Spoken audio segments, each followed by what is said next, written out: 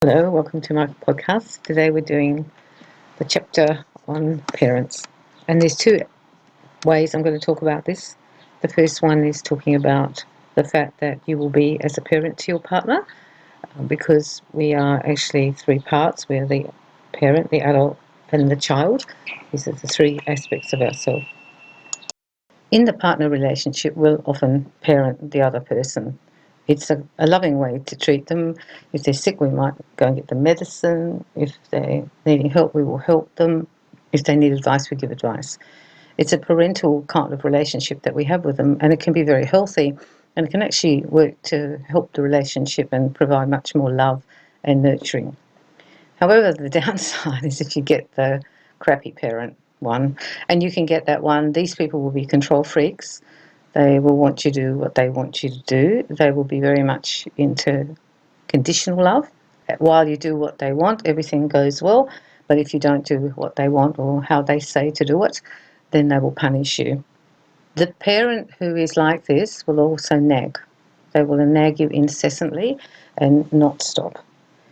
Therefore, you have to work out in your relationship in this bucket which parent you get. Sometimes you get the good parent, sometimes you get the bad parent, and sometimes you get a mixture. You could be the good or the bad or the mixed parent too.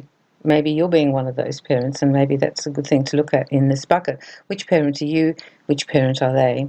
And then you need to sit down and actually talk to each other about your parenting role in the relationship.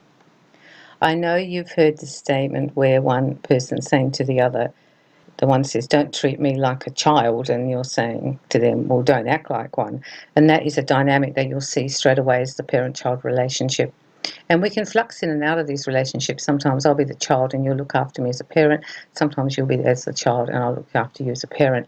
But when it's said in this way, it's actually an accusation.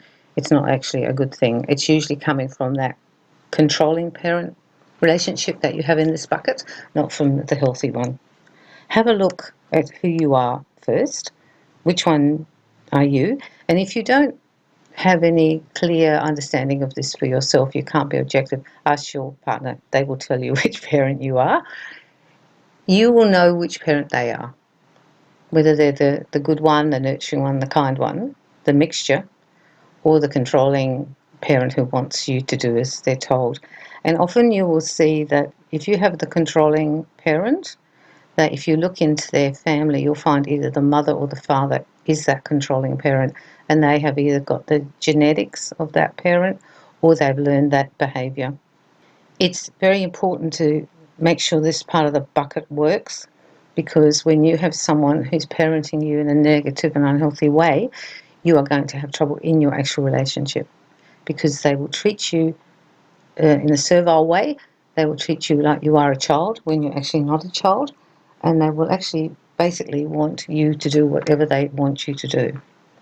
It is not a good bucket, this one. If you're in this kind of bucket, it's not a good bucket, and you need to talk to your partner about it and say, look, I think we need to look at this parent bucket, how you parent me, how I parent you, and we need to change it. And that's all you have to do, is change it. I always have this rule that if I want to intervene or say something, and maybe that could appear as control to other people, I ask the question, is it my stuff or their stuff? And if it's their stuff, I'll be quiet, because it's really none of my business to tell them what to do, unless they ask for advice. If it's our stuff, then I might say something because it's affecting both of us. But often we interfere in other people's lives or try to control them or give them advice when they don't want it, because we're being controlling. And it's not our place, it's their stuff. You will find this a really interesting one to look at for yourself.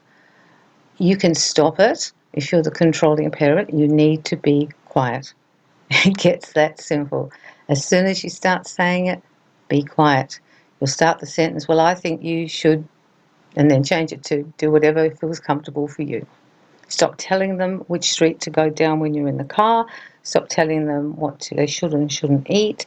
Stop telling them they can't wear this or that. Stop telling them what they should or shouldn't be doing. Let them be responsible for their own life and butt out. And that's the other thing. While you're being a controlling parent, other people do not take responsibility for their choices. And then if they find it all goes wrong, they will actually blame you. It's really interesting dynamic to watch. Whereas if you let them be responsible for the choices they make, they only got themselves to blame. So look at this bucket. It's a really interesting bucket and it can be fixed. Talk to your partner about it, work out which parents you both are, and try to be the first parent, which is the good parent, who's loving and nurturing and lets you live your life independently of the other person, to quite a degree actually. The second part of this is the parents, and I'm talking about your partner's parents. And this is a huge one. This is a really big one. And there are a few scenarios here. So one, you meet their parents. The parents really love you. You get on really well and you're absorbed into the family. However, they love you too much and they love you and give more attention than your partner is getting from the parents, and there's jealousy and creates problems. Have a look at that. That can mess up your bucket. It's quite a big one. The other one is they meet you, they don't really accept you, they want your partner to be with somebody else, and you also feel odd when you're at shows or family events and you never feel like you're really included, and that's going to cause real problems with you and his or her parents. And they can have the same dynamic happening with your parents. Then there's the fact that you don't get on with your parents or he doesn't get on with his parents. So then you have that dynamic too, and you have to look at that bucket. So you might not like your mum and you really like your dad, or you don't like your dad, or you don't get on with your mum and or you don't get on with both of them, and this becomes problematic. So whenever you go and be with them with your partner will feel the tension and they're trying to make it better or whatever to ease it off, but it doesn't always work. You can bring your parental problems into this bucket, into your relationship. You're always whinging and complaining about your parents or your mum. You don't stand up for yourself, whatever the things are that are happening, and that actually starts to infect the bucket, the parent bucket, with your partner. Because sometimes even when your partner takes their side, and maybe it's a realistic thing that they say, well, maybe that's blown so and so and so and so and so and so, you will just go straight down their throat. You don't know what my mum's like, blah, blah, blah, blah. It can be one that's quite problematic. Try and keep your relationship with your parents with you and them, and less with your partner. The other one is when you don't like their parents and they can pick up on it. Maybe you don't like his mum or dad, and then they are landed up, or if it's happening to you, you landed up in this torn position where you have allegiance to your family, but your partner doesn't like your family members, like they don't like your parents, or they have allegiance to their family, but you don't like their mum and dad. Now, you need to minimise how much you say, I think, except you don't particularly like his dad, you think he's dodgy, you don't like the mum, you think she's a controller, and you need to be a bit more quiet. You can say a few things and they will come out, you won't be able to stop it.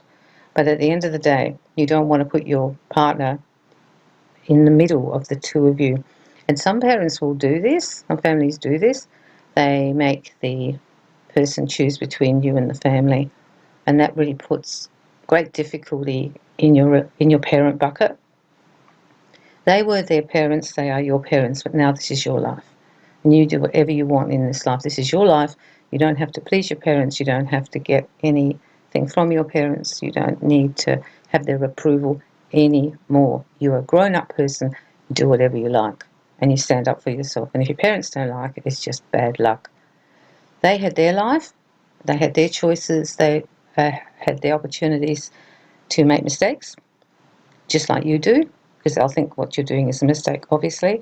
But you need to live your own life and walk your own path, and not be second-guessing yourself because in case your parents don't like it. You're your own person.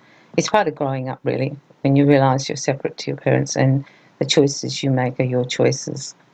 And to be quite honest, you might probably make a better choice than your parents anyhow. The parents are coming from the generation back. The way they think will be different, their vibration will be different. The way they see things will be different. They're still sort of locked back there. You're now here, so you've progressed just because you've grown into this new century. Maybe they haven't. And some of their old ways really don't fit anymore, and you don't have to do it anymore. You can make new rules in your partnership that involve and don't involve your parents. Of course, you might get punished for this, and you need to be very aware of that. And if you get punished, possibly your partner will get punished too.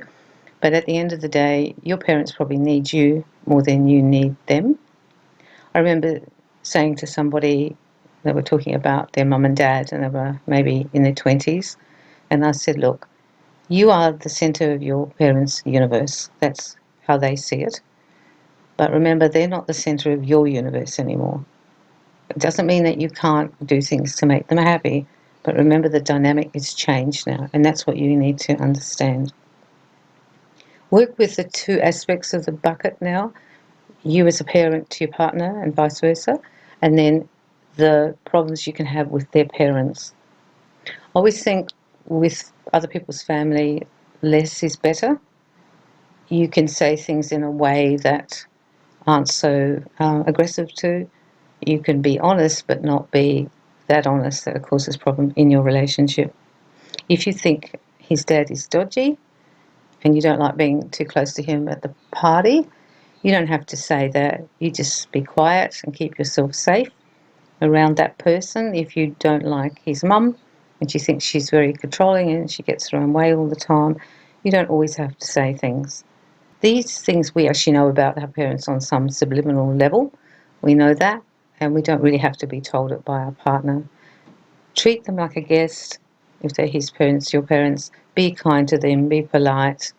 You can say whatever you like to your friends or in the kitchen at home. But, you want to maintain this relationship because it's important for your partner. That's why you're doing it. You're maintaining it because your partner wants to see their parents and they want you to be part of it. And if they're very difficult to be with, still do all the things you can do and don't overdo it. That's all. Let them go and visit them more often. It's okay. Get them used to your partner goes on their own with the children or on their own, and then sometimes you come and sometimes you don't.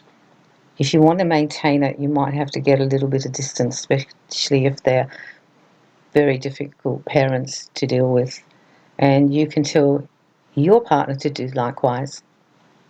My parents were very controlling, and my partner had trouble with them. Came to an agreement that he came to all the things he wanted to, and if he didn't want to go, he didn't stop me.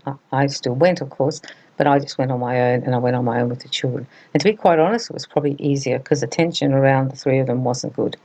So we did it as much as possible, but I didn't let my parents tear my marriage apart or him tear my marriage apart. I found a way in the middle and try and find a kind of a peace place where you can have with them. Have a look at both these. See if you can mend them if they're broken or fix them to a degree that they don't wreck your relationship, the parent relationship. So I'm sending you lots of love and lots of healing.